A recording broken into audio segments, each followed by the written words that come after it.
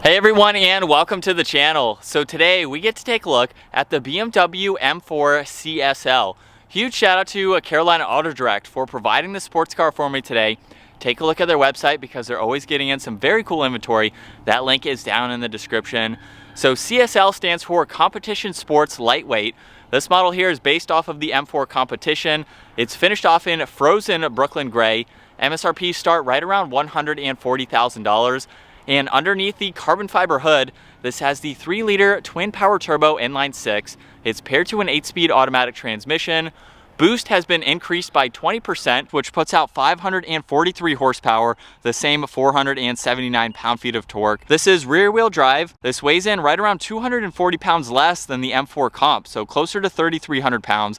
0 to 60 is 3.3 seconds. It has a top speed of 191 miles an hour.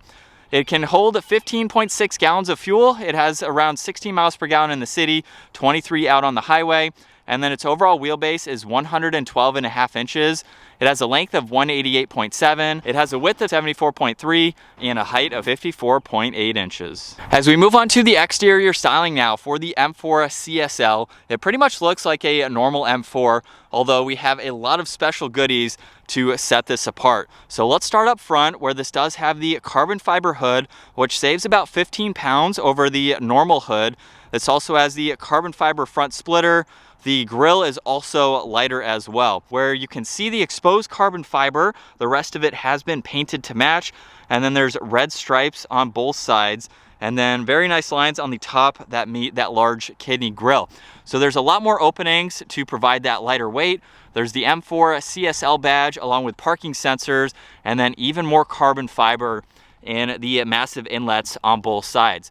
Now this does have a set of LED headlights, DRLs, and turn signals, and it just gives it an aggressive look with that large splitter in the lower section. Now, as we work our way to the side, this gets a really nice set of matte black wheels along with the carbon ceramic brakes. The wheels are a staggered setup. They're 19 inches in the front, 20 inches in the rear, and this also sits about 8 millimeters lower than a normal M4. So it's going to have a little bit better handling, lower center of gravity. And you can see with the red brake calipers, they are massive behind those wheels.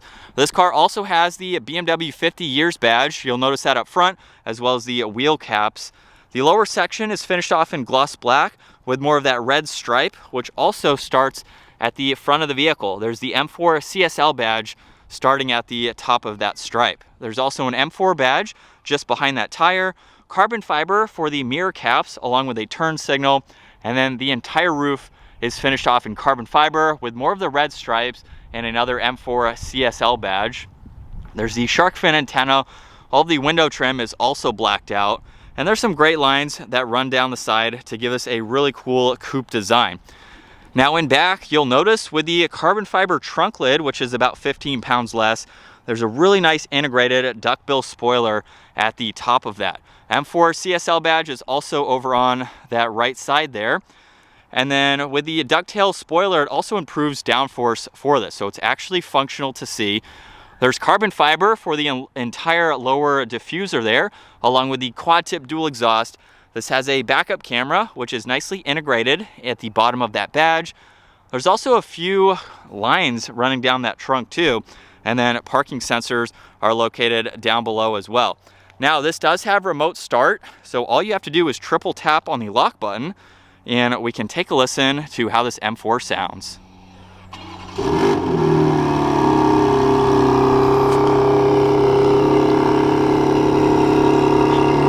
When you triple tap on it, that is how you can shut it off.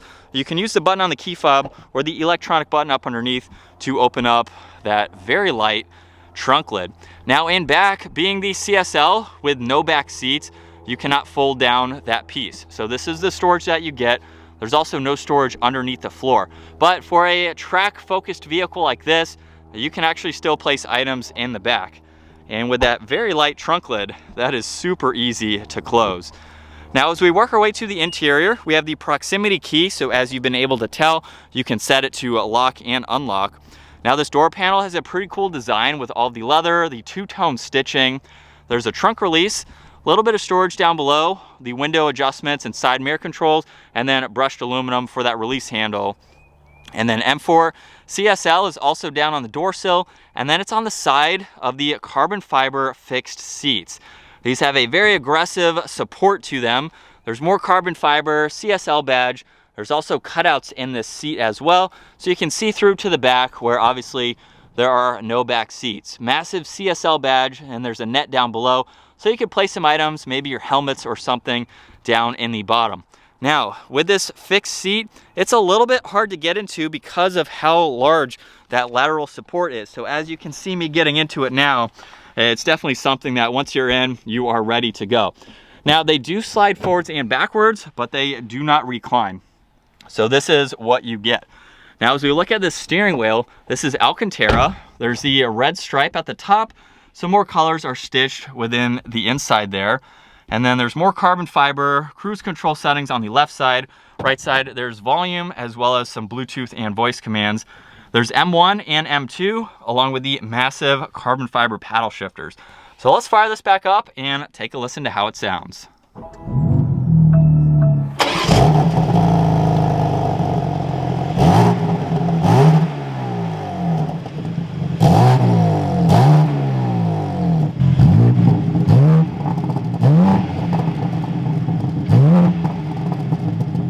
And coming back to the digital gauge cluster, on the left side there's fuel and miles per hour. Right side there's the tach and engine temperature. And then you can also look at some more info within that tach by using the button on the top of the turn signal stalk. So this is how the vehicle is currently set up. You can also further adjust that with M1 and M2. So those are basically pre-programmed. As you can tell right now, it just changed all of the drive settings. Now you can also see what gear the vehicle is in. There's a live readout for your MPG, along with some more information. You can also pull up your temperature and PSI for the tires, as well as looking at some more vitals. You can pull up live readouts for your horsepower and torque, a G-force meter, you have audio, and then back to those settings there. So that's all that you get for the gauge cluster setup, but it's still nice to see. And then over on the left side, there's all the headlight adjustments, a little bit of storage down below so you can place some additional items. This does have some interior ambient lighting, so hopefully you can see that strip. This also has a head-up display, so it shows miles per hour and the speed limit sign. Leather covers the entire dash. And then right in the middle, this is a pretty easy system to go through. There's media, so you can quickly get into that along with your phone.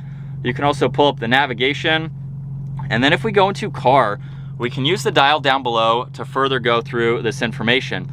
So under driving information, you can pull up sport displays, so you can monitor that.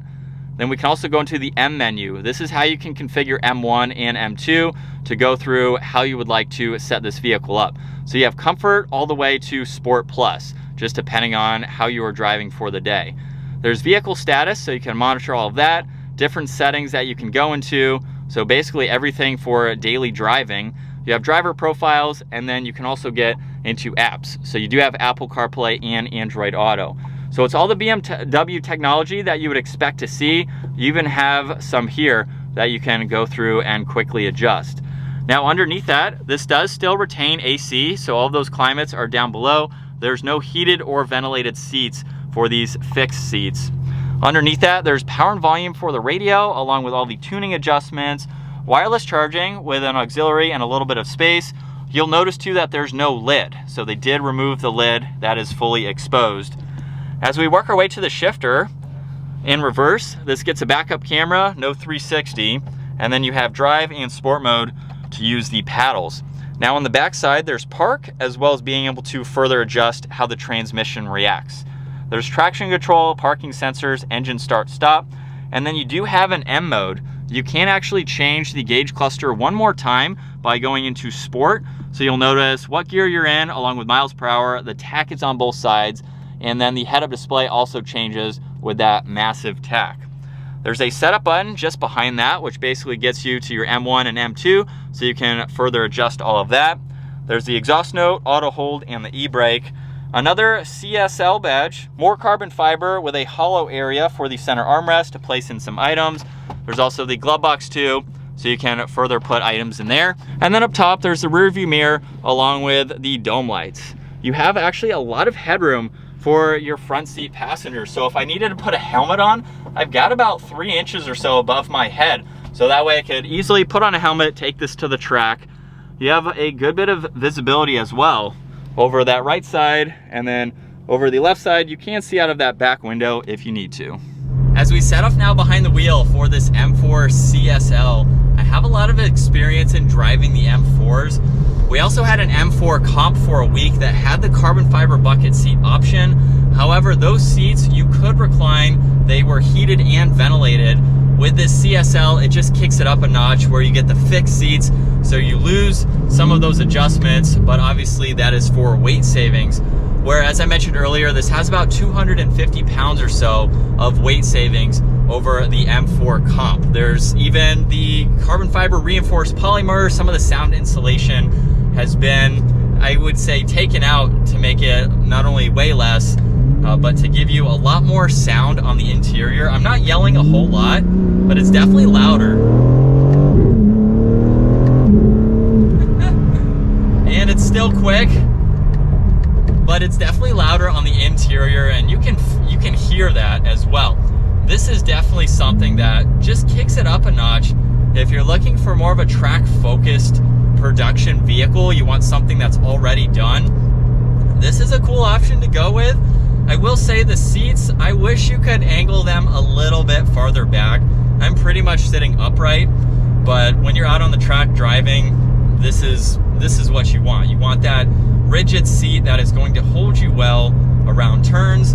You have plenty of headroom to put on that helmet, plenty of space too to wear the helmet with this seat as well. And as you've been able to tell, we have some very aggressive downshifts because I have it currently set up that way with this control on the back of the steering wheel. So even in normal setting, we have some pretty aggressive shifts. Now if you go down to setting 1 and we slow down, it just downshifted. And you can feel a big difference in that. So I would say most of the time, if you're driving this out on normal roads like I am right now, you have those adjustments to make it a little bit more daily driver friendly. And then when you're ready to, you can pop it into the quickest shifts for that track driving. It's such a fun car to drive. The M4 has been something on my list since I've been able to drive these quite a lot. This and the M2, I think, are both fantastic vehicles. If you want something a little bit bigger with the M4, or you want a little bit smaller vehicle, M2 is still a heavy vehicle, but the M4 is something that I could see getting. I would want it with the back seat so I could put my kids in the back, put the little Recaros back there, and just have a more practical vehicle to drive. But this is just like what you would expect an M4 to drive like. However, we have a lighter vehicle, a little bit louder. I'm not able to drive this and do some performance driving like I did with the M4 Comp. So if you want to see how that vehicle drives, we took that to the mountains and really tested the performance of that. That handled incredibly well. It was super quick, very, very fun to drive. So with this coming in at a lighter curb weight, I'm sure this would be that much more better at performance driving like that. Woo. And in second gear, here we go. There's definitely some drama to those shifts, which is awesome to feel. Now, what I haven't done yet, we are back into normal efficient mode. You can still use the paddles, but listen to that exhaust. It doesn't have as quite of a deep tone as it did once we put it in to the M mode. So again, if you want to just kind of tone it back a little bit for daily driving, you can do that. As you can hear right there. So it's very cool how many different settings you can go into for this vehicle. You can drive it every single day just as a normal vehicle, or again, take it to the track. So if you want something that is pretty much a dedicated track car, this is the model to get. As far as driving it every day, might be a little bit of an inconvenience as far as getting in and out of these seats. Everything else is pretty much like a normal M4 aside from no back seat. So it is less practical, only being able to take one other person with you.